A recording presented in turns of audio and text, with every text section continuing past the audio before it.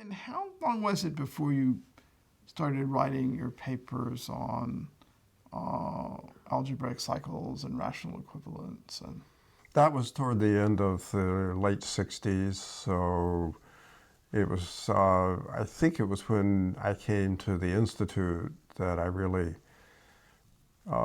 got more deeply into algebraic cycles. And at the Institute that year was Herb Clemens, right.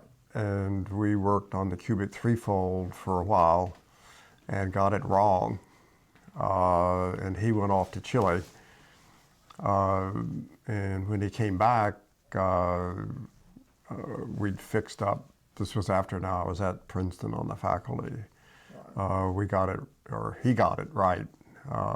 There was a funny factor of 9 that was floating around.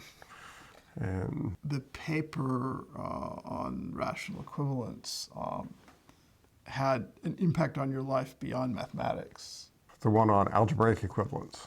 The one that came out in the Annals, where the typist... That was a paper on rational integrals, yeah, and got into algebraic equivalence of cycles.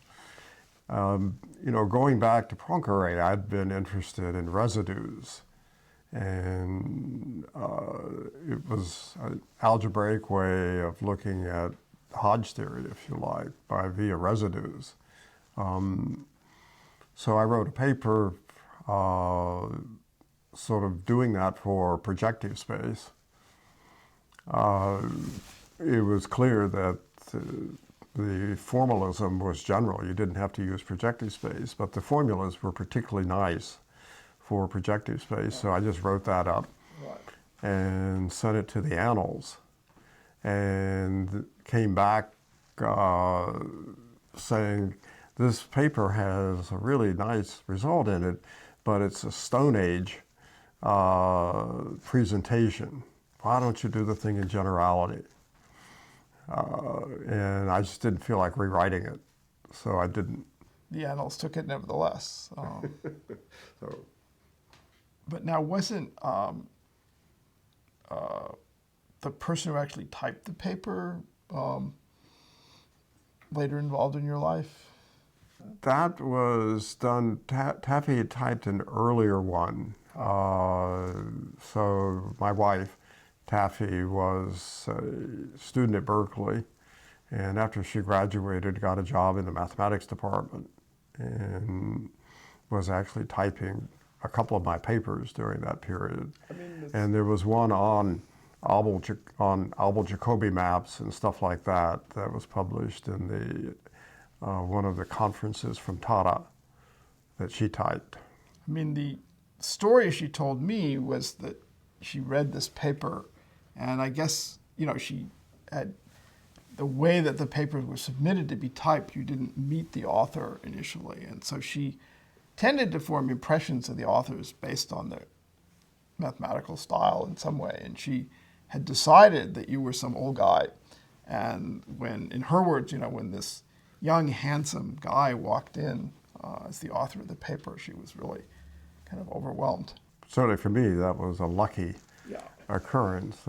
They did have a typing pool at Berkeley. You just gave your paper to Sarah Hallam, who was the boss of the math department, and she assigned them.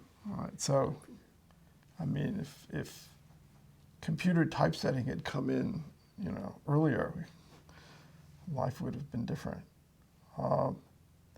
So you mentioned Grothendieck. Of course, you also met and interacted with in various ways. And I mean, in some sense, you independently discovered, I think, the result about representing cohomology classes with algebraic forms. That's right. It was not formulated in a modern way, but what's called the algebraic de Rham theorem has an interesting history that it was proved the proof is correct as far as I can see and complete, by Picard for algebraic surfaces. It's a very beautiful argument. And in the Berkeley seminar, I had extended that argument to the general case.